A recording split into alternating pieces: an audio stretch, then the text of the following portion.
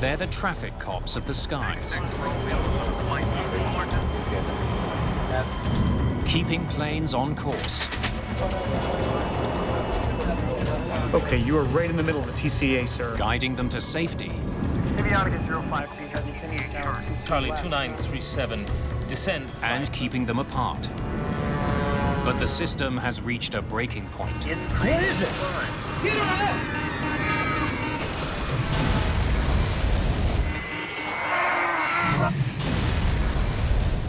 If there is another major airline accident, it's going to probably originate from an air traffic control problem. Yep, you got it. There are too many planes. The tools controllers use to track them are inadequate.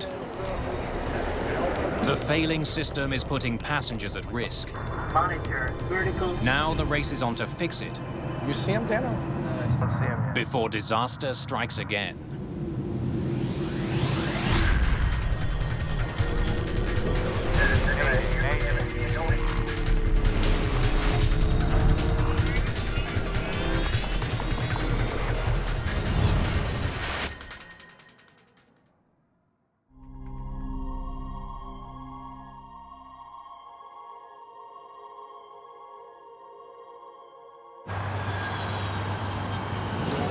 Rush hour.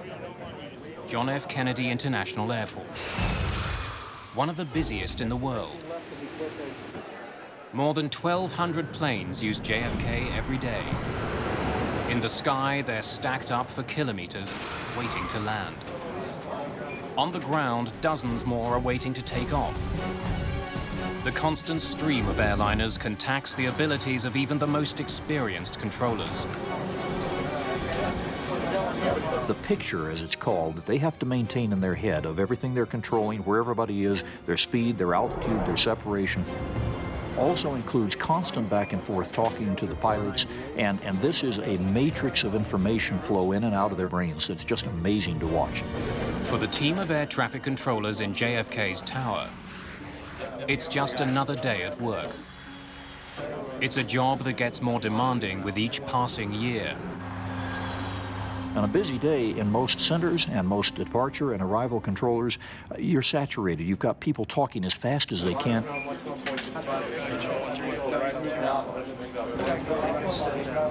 And that's where errors come in.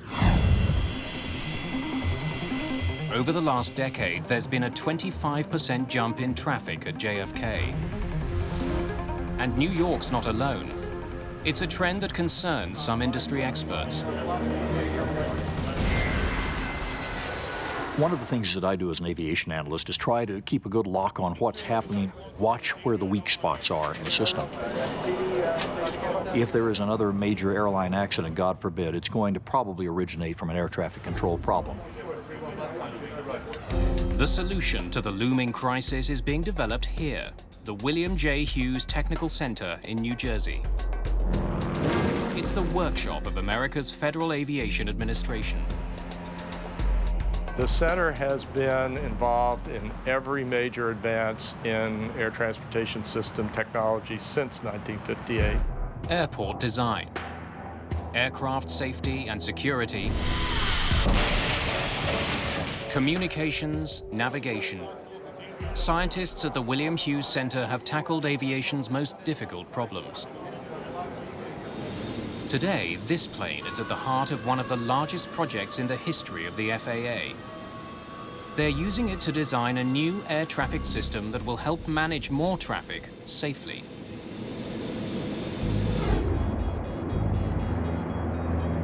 A 2- or 3-fold increase in the number of aircraft flying is certainly within the range of possibility in the next couple of decades. Together, test pilots and researchers need to figure out a safer way to get airplanes into and out of America's airports. What they've come up with is a system called NextGen. NextGen will supply pilots with the tools and information they need to make many decisions that are now made by controllers. At its heart is a sophisticated piece of equipment that will soon be added not to towers, but to planes.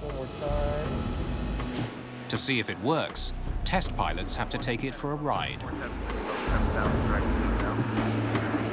We're liberating the airplane to do what it's designed to do and not constraining it by our management. Positive rate gear up. Here it comes. Researchers have installed a revolutionary navigational computer in the back of this executive jet. We're currently flying over Delaware. It's called ADS-B. It stands for Automatic Dependent Surveillance Broadcast. It's a sophisticated GPS receiver that paints a detailed picture of any plane anywhere near this flight. So the pilot has what we call situational awareness of what's flying around him. The aircraft then broadcasts that position once a second. So any other aircraft flying within RF range of that aircraft now knows its position as well. There's nothing like this in any cockpit today. Because it's still experimental technology, the FAA is testing this system in the cabin of the aircraft. If tests like this succeed, it will someday be in the cockpit of every plane in America and eventually around the world. Once the ADS-B system is fully operational, everyone will know where you are, how high you're flying, and where you're headed. It's a key piece of the future because it is so accurate. The computer the researchers are putting to the test today is the central element in the most significant retooling of the American air traffic control system in half a century. Human beings cannot be perfect on a sustained basis. We can for certain periods of time. Therefore, we have to expect failure. People make mistakes. It's a lesson the airline industry has learned the hard way. A lesson that fundamentally shaped how planes travel across the skies today.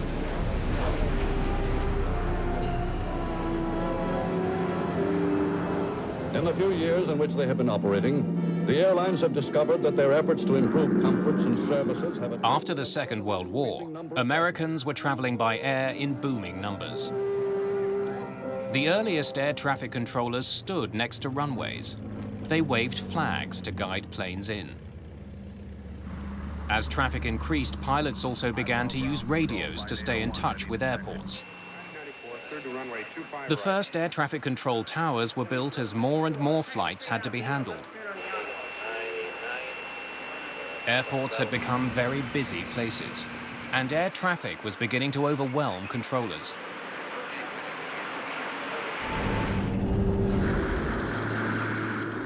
June the 30th, 1956. Los Angeles International Airport. TWA Flight 2 lifts off eastbound for Kansas City.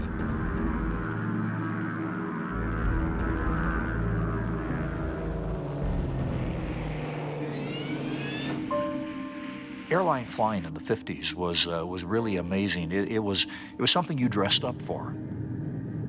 Only people who could afford a fairly high price could actually fly. The TWA flight is a Lockheed Super Constellation, one of the most advanced commercial airliners of its time. You won't find any pilot who doesn't think the Super Connie is one of the sexiest airplanes ever designed.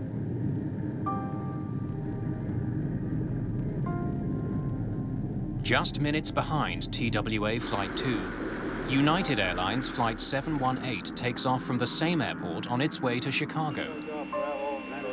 The system to track both of the planes is far from high-tech. The Air Traffic Control Center consisted of a room with a map spread out on a table, and the air traffic controllers were moving markers on that map to indicate where each airplane was in its last known position.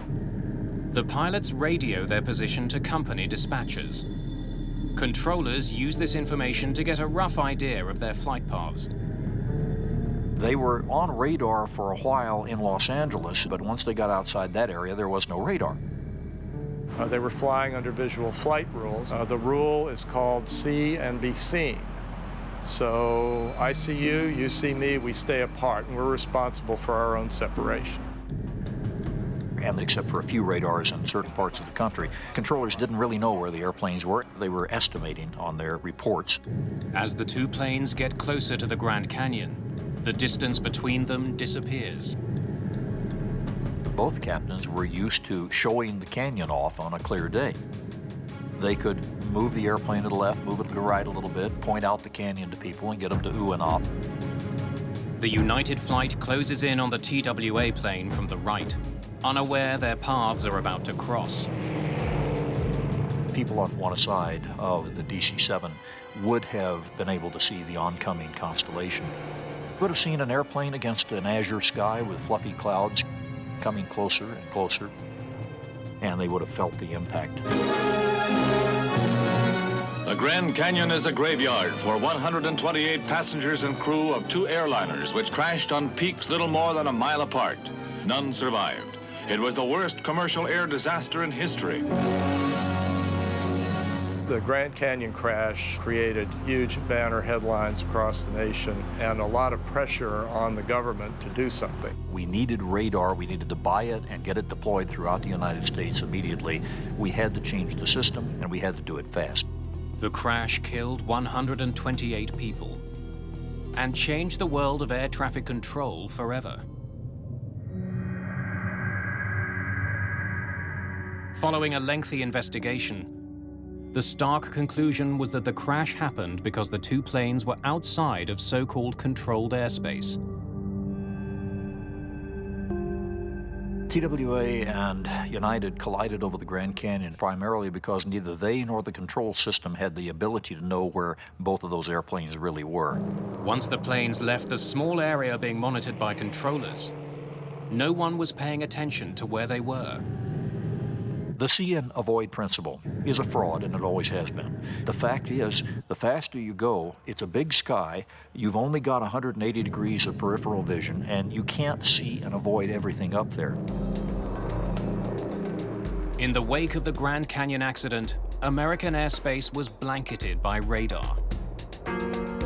Planes were more stringently confined to air corridors, highways in the sky. The air traffic control system we have in the United States today was designed with the Grand Canyon accident in mind. That crash determined how far apart airplanes should be spaced and where radar dishes and air traffic control centers should be built. It also resulted in the formation of the Federal Aviation Administration, the FAA. But now, 50 years later, the system needs to change again. Today, the system falls short of the public's expectations, being congested, slow, clunky, unpleasant. As planes fly faster and higher, it becomes harder for controllers to track their movements.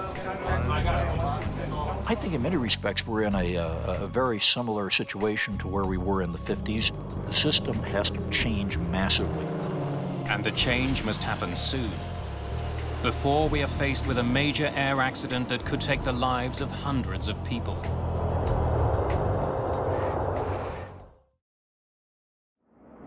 The technology on board the FAA flight might be the solution to the overtaxed air traffic control system. Test pilots regularly take to the skies to help researchers prepare the new system for America's airliners. The beautiful thing about ADS-B is it gives the pilots in the cockpit and the air traffic controllers basically the same picture. ADS-B is more than a map of other planes. The idea is to show pilots what now only air traffic controllers can see. Data about the planes that are in a pilot's airspace. With ADS-B, you'll see who that other aircraft is. You'll see an identifier on it. You'll be able to see planes on runways. You'll see planes in the traffic pattern, and you'll get a better feel for what's going on around you, especially if you're on an uncontrolled airport. We can also see map information. We can see navigational aids. We can also see other airports. Giving pilots all that information in the cockpit will allow them to make decisions about how to get to their destinations quickly and safely.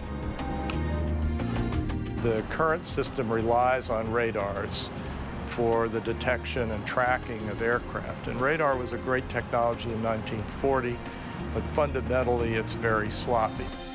Today, ground-based radar bounces radio signals off an airplane to calculate its position. It can be off by as much as 2 miles.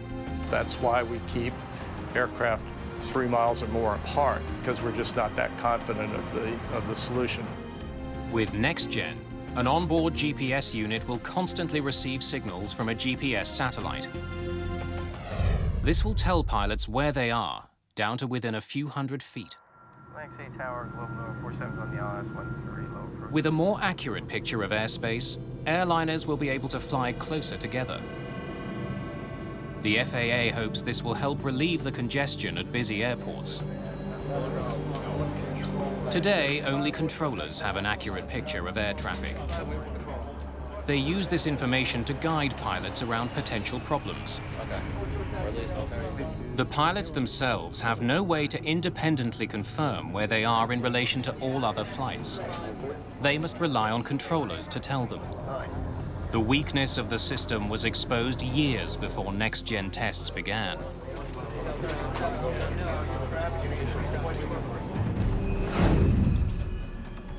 Labor Day weekend, 1986. Mexico 498, traffic 10 o'clock, 1 mile. Approach controller Walter White guides Aeromexico Flight 498 in for a landing at Los Angeles International Airport. The airspace around LAX is very tightly controlled. It's called the TCA, the Terminal Control Area.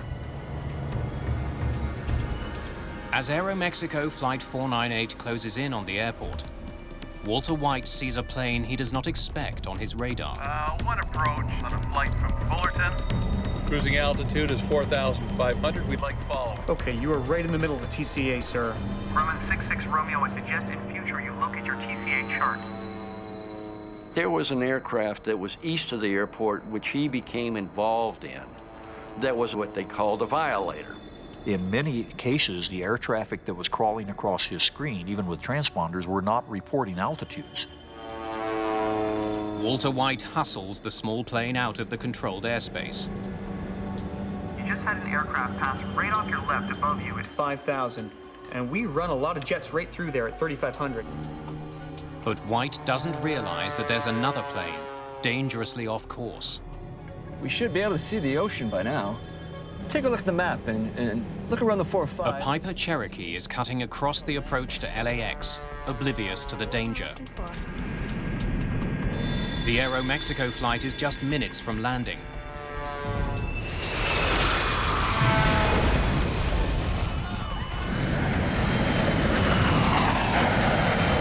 Aeromexico 498. Los Angeles approach. This can't be. The jet plunges towards Cerritos, a suburban community of Los Angeles.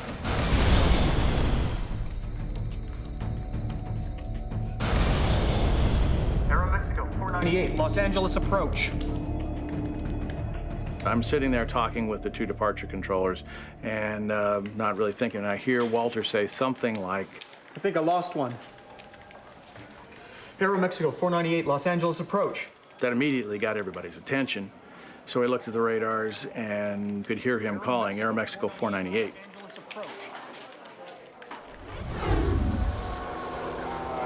The crash devastates the community of Cerritos. 15 people on the ground are killed in the disaster, along with all 64 people on the Aeromexico jet. The Piper Cherokee is found in a nearby schoolyard. All 3 people on the small plane have been killed. The fact of the matter is that the Cherokee flew into the TCA and hit the DC-9 in restricted airspace without a clearance. The National Transportation Safety Board questions Walter White about what he saw on his radar display. At any time, did you see the Piper Cherokee on your scope? No. No, sir. The Piper's target was not displayed. It is my belief that it was not on my radar scope. He was positive that the aircraft was not there for him to see. But when investigators finally get the air traffic control radar records, they conclude the Piper should have been visible. We were able to determine that the aircraft that collided with Aeromexico was there to be seen. Controllers have been complaining about the radars for a long time. We had reported problems with the radar not picking up targets several times. You may lose one target. You may lose 2 targets. It may not be presented for one sweep. Did you see the Piper Cherokee on your scope? No, sir. But that doesn't mean that the target isn't there. A blind spot is only an instantaneous thing. It's not a continuous thing. He was looking at one and trying to keep it clear. Lost track of another one that just happened to be at the same altitude as the approaching Aeromexico jet.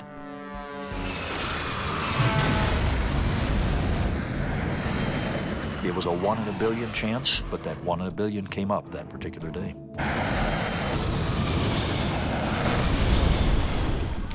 The collision over Los Angeles drew attention to weaknesses in the radar systems used by air traffic controllers and led to some much-needed improvements. Mode C Intruder is an automated program that is now incorporated in all our major radar facilities that if an aircraft should inadvertently intrude, the controller will now be given a visual and an oral alert, thus giving him time to provide a timely warning to the pilot. After the collision over Los Angeles, radar systems at the airport were upgraded.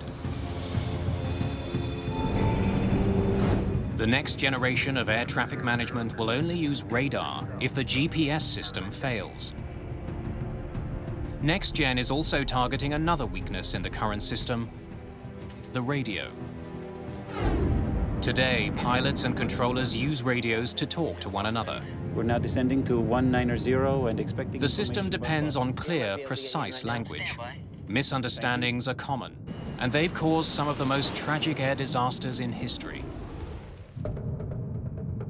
As the FAA test flight flies high west of Atlantic City, its radio keeps the pilots in touch with controllers. Vector for sequence for the downwind for runway 22. Okay, 100, clear for the ILS. But in the air traffic system of the future, pilots and controllers will communicate less frequently. The controller and the pilot can now work together to resolve issues instead of wasting a lot of time explaining what the issues are. Mistakes can be made for a number of reasons.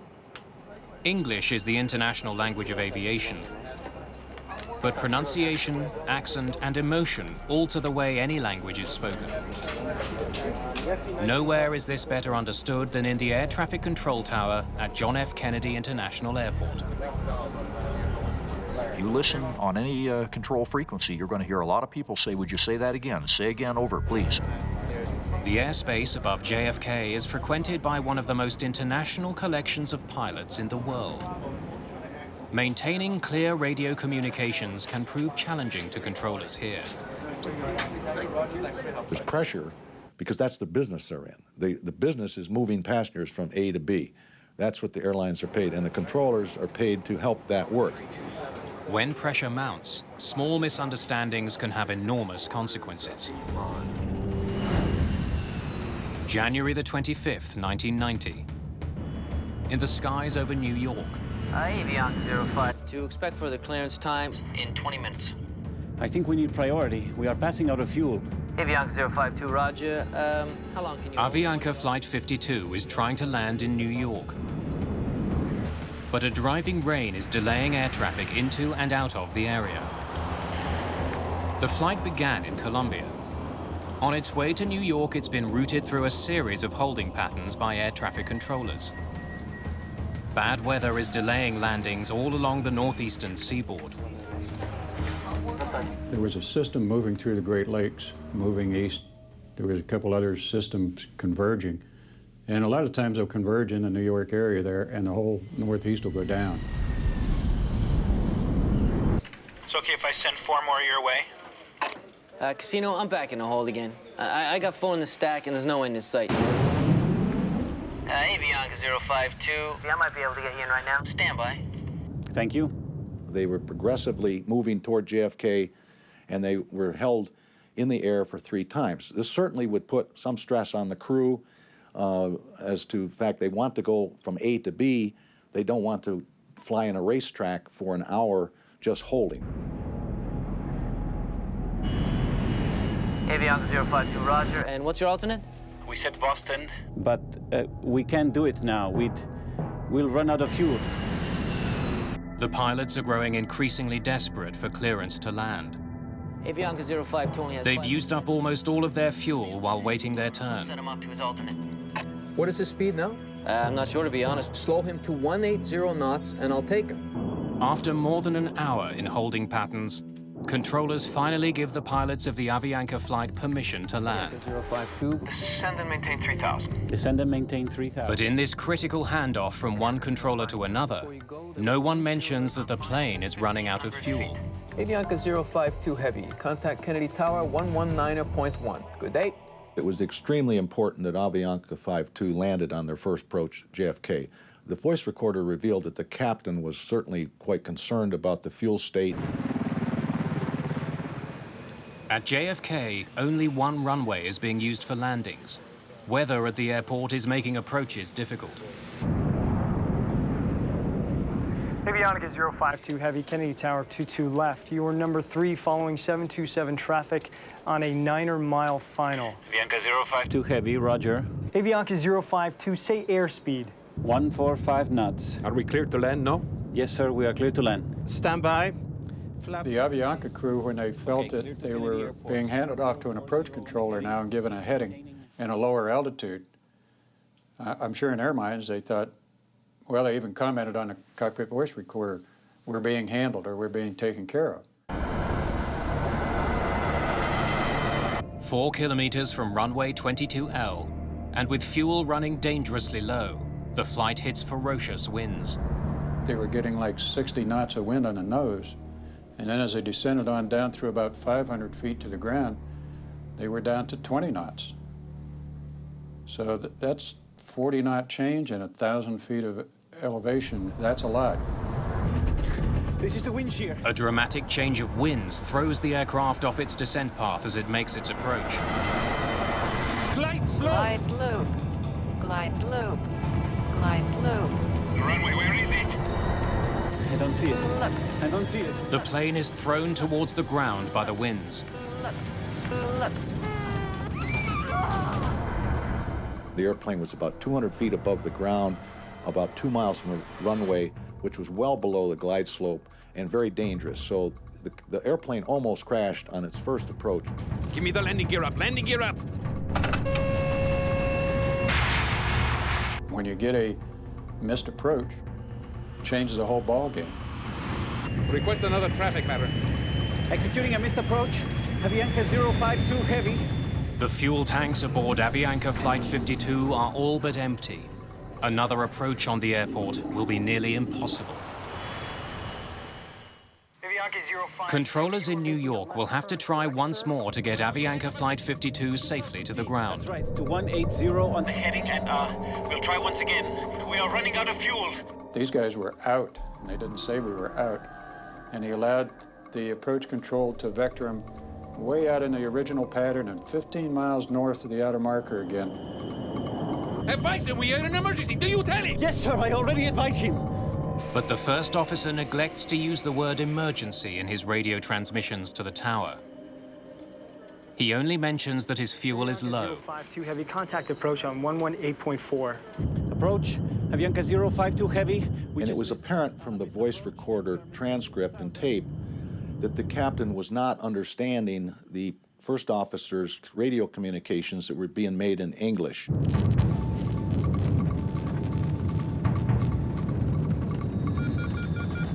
Flame out! Flame out on engine number 4! The engines quit when they're finally starved of fuel. Flame out on engine number 3! Show me the runway. We just Lost 2 engines, and we need priority, please. Avianca 052. Turn left heading 250. Intercept the local line.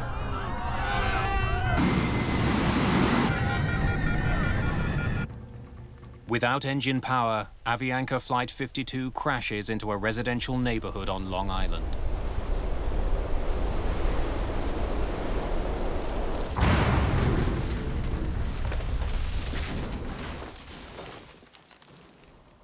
Avianca 052, radar contact lost. Yes, hello. I live in Cove Neck in Oyster Bay, and there is a plane crashed in our yard in front of our house. 85 of the 158 people on board survived the crash. Throughout the night, rescue workers pull them from the wreckage.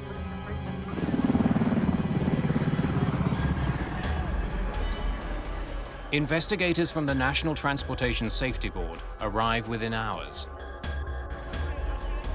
They remove the cockpit voice recorder from the wreckage.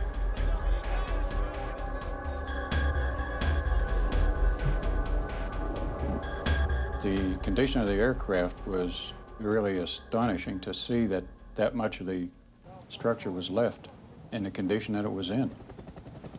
It hit right on about a 28-degree embankment, and with the wings and all the other trees, it only slid 28 feet, so it hit and stopped instantly. The NTSB investigation reveals that controllers didn't transmit vital information to one another. I can't keep you times. I'll be guessing. Turn left heading. Radio communication, one of the most vital parts of air traffic control, failed the passengers and crew. Trying to avoid those kinds of mistakes is a key component of NextGen. Radio communication will largely be replaced by an exchange of electronic data. Automation is extremely important, and in the future, it's going to be able to get rid of the type of errors that occur when you put massive pressure on a human being to be 100% perfect. With the elimination of radio chatter, air traffic control towers of the future will be very quiet places. Controllers on the ground will still be needed to move planes in and out of airports. But with more accurate information at their disposal and less need to talk to pilots, they'll be able to handle far more flights than they do today. 040. On board the FAA's flight, the new GPS-based technology gets the ultimate test. Monitor vertical. Without any warning from air traffic control, You see him, Dan? No, I don't see him yet. There he goes. Oh, there he is. they notice another plane just 400 feet below. In the back of the jet, the NextGen system detects the other plane. Had the system been in the cockpit, it would have shown the pilots its precise location. Without it, they rely on a piece of technology called TCAS to warn them of the danger.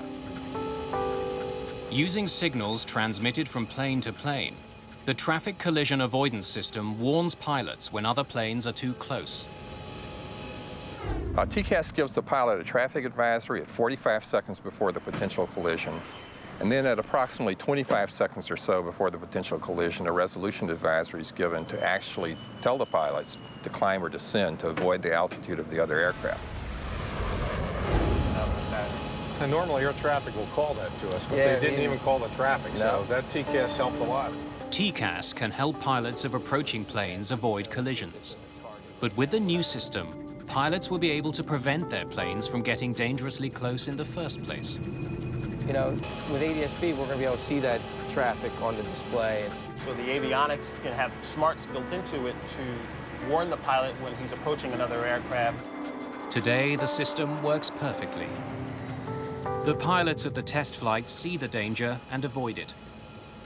TCAS can help pilots avoid a collision, but having it on board is no guarantee that an accident won't happen.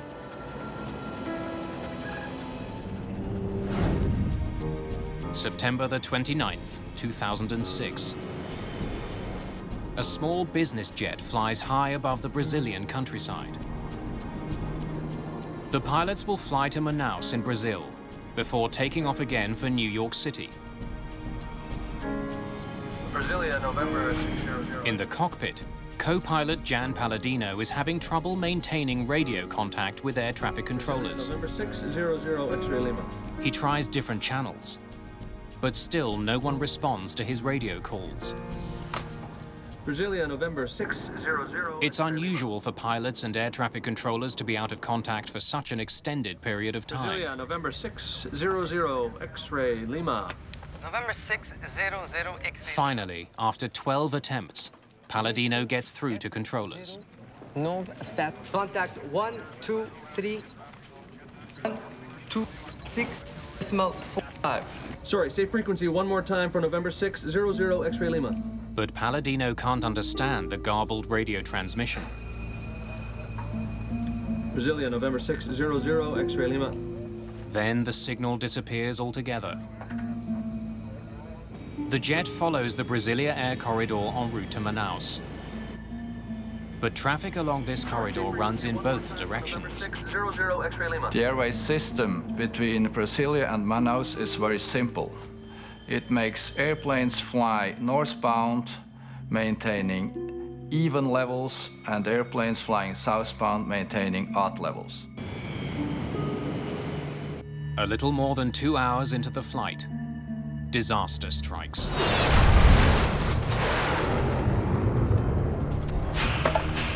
The concussion itself seemed to affect every atom in my body. The end of the wing was chopped off and it was serrated. It looked like it had been chewed off. The Legacy jet has struck an oncoming Boeing 737, GOL Flight 1907. With 154 people on board, the GOL flight spirals out of control. The pilots of the smaller jet don't know what they've hit, but their business jet is still flyable. Sit down back there. I got it. Just let me fly the thing, dude. All right? We're descending. I want to get down. Okay, it's yours. The crew locates a runway at a military base in the middle of the jungle. November 600 X-ray Lima, declaring an emergency. We need to land at Sierra Bravo Charlie Charlie. Is that your airport? Affirmative. The pilots of the executive jet attempt an emergency landing. Here we go. Hold it. Let's dump the flaps to the top of the flare, right? So give me 9 flare, on the flare. So you give me 9. Yeah, you got 9. You got 9. Everyone sit down back there.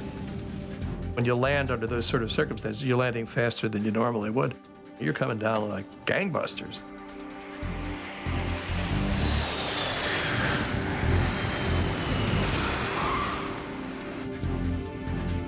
Good. You got it. Hold it. You're good. Woo!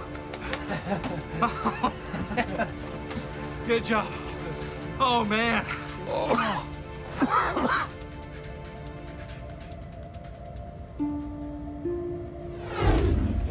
At Brasilia Air Traffic Center, controllers have lost track of GOL Flight 1907. Manaus, there isn't any gold. I can't see anything here. It's on its way. So it's already in my area? For over half an hour.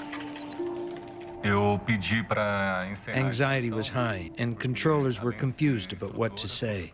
They didn't know what was happening. Troops locate the wreckage of GOL Flight 1907 deep in the Amazon jungle. There are no survivors.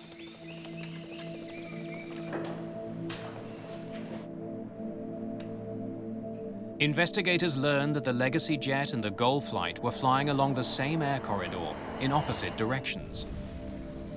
1,000 feet of altitude is supposed to separate them. Investigators interview the pilots of the business jet. We were proceeding northwest on course to Manaus at 37,000 feet. Okay, we were attempting to contact Brazilian control. Did you say you were flying at 37,000 feet? Yes, that's right. Flight level 370. We never moved from that.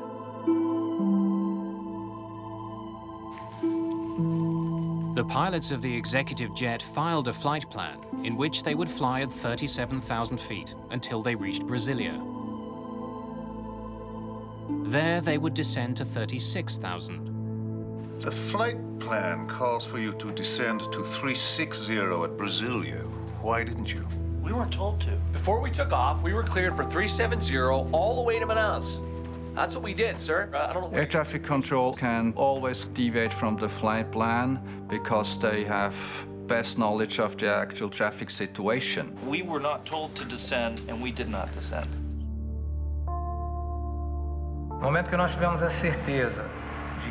Once we knew for sure that both planes were flying at the same altitude, we knew there would be a lot to investigate on the side of air traffic control. Can you call up the legacy jet screen for me? Na tela radar, nós recebemos a informação de velocidade, On the radar screen, we see the altitude, the speed, and the transponder information of each plane. código transponder da aeronave para a identificação de cada aeronave. Images show investigators what air traffic controllers saw on their radar screen before the accident. One symbol stands out. The SAD on the air traffic controller screens indicates that the airplane he's looking at has lost its transponder. Roger. Transponders give controllers exact information on the altitude of the flights they monitor. Investigators learned that the transponder aboard the Legacy had been turned off. Possibly due to the captain's inexperience with the new jet. Still working out the kinks on how to work this flight management. Without information coming from the jet's transponder, the air traffic computer displays the altitude the plane is supposed to be at, according to the flight plan. But it's actually flying 1,000 feet higher, right in the path of the goal flight. The Brazilian controllers did not verify the Legacy jet's real altitude. Nobody did anything from the ground, which is where we expect it to happen, to save these two airplanes from being head-on at the same altitude. 0 X-ray Lima.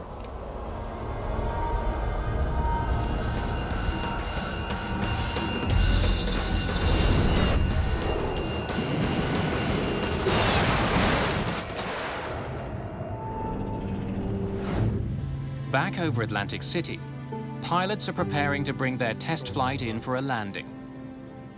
Today, the flight has to stay within tightly confined boundaries set out by air traffic controllers. But when all aircraft are equipped with ADS-B, that won't be the case. If the aircraft could fly on a path that was optimum for them and optimum for the traffic system, we could use a lot more of the airspace than we do today. We're going to have airplanes flying directly to where they need to fly and computers keeping them apart. At the FAA, researchers have been designing systems that get flights from A to B in a whole new way. Right now, there's no way for controllers to know the exact location of a plane. That's why flights are confined to preset highways to keep them from colliding. With GPS-based NextGen, a pilot can follow any route he chooses, provided there aren't any other planes in his path. He can choose a much more direct route to his destination. If we could have airplanes going in all directions and more efficiently directly to where they want to go, we would be able to double, triple, maybe even quadruple the number of aircraft that we could safely handle in the skies at one time. By charting their own route, ADS-B will allow pilots to keep a safe distance from other planes without having to stick to a preset highway in the sky.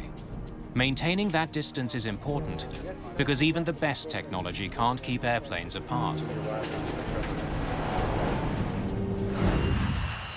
July 2002. Bashkirian Airlines Flight 2937 cruises westbound through the night sky for Barcelona. The Tupolev 154M carries 69 people. Most of the passengers are Russian children traveling on a summer holiday. Meanwhile, a DHL cargo aircraft travels north towards Brussels. The two flights are supposed to pass each other over Lake Constance in southern Germany. Climb flight level. But air traffic controllers have failed to notice that both flights are at the same altitude. The controller is distracted by another flight. At a second station, he assists a late arrival. So what is your present heading? It was a standard practice at the ATC company that at night, one air traffic controller was responsible for controlling the entire airspace of ATC Zurich. Aboard the Tupolev, the pilots have spotted an intruder. Look at that. And it's closing in, fast. 500 meters.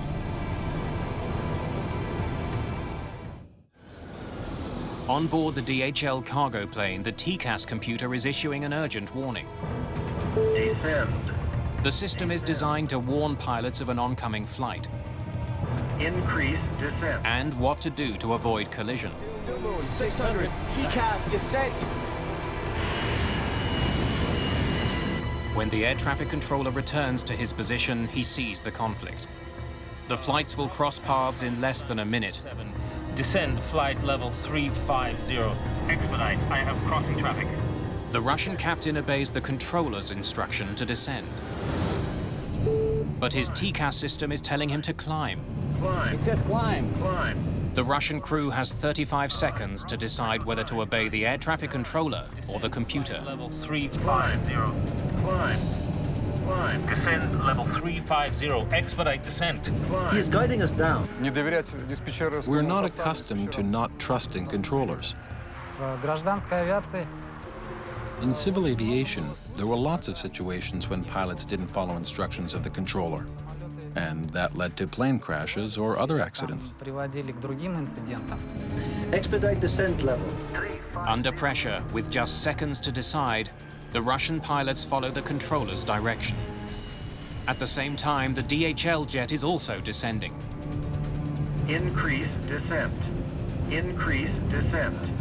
Increase! He's going below us. Increase climb. Increase Where is it? climb. Climb, it says! Climb. Descend. Descend hard!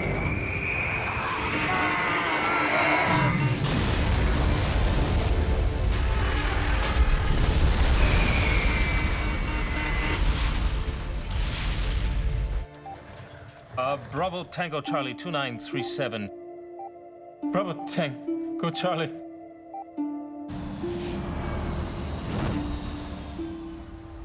Both flights crash near Lake Constance in Germany. 71 people are killed. There are no survivors. The collision leaves air traffic experts at a critical crossroads. If I have to summarize the advice that we gave the world, if a warning comes from ACAS, pilots should immediately follow it at all times. If the Russian pilots had followed the computer's instructions, the accident would not have happened. With the benefit of hindsight, you always ask yourself, could we have done more? And an accident is a wake-up call for everybody. The disaster highlighted the potential value of automated systems and proved again how fatal human errors can be. It's an important lesson for the developers of NextGen.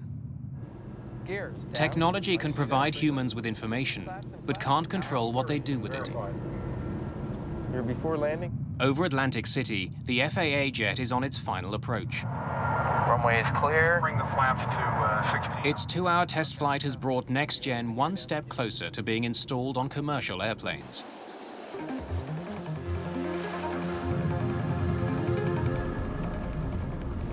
Nice job, John. 2 reversers. Speed's at 90. I got the yoke. When ADSB is everywhere and the data is being displayed in the cockpit, that will allow the airlines to fly hugely more efficiently. Over the past 50 years, air traffic control has evolved tremendously. Human error, technical difficulties,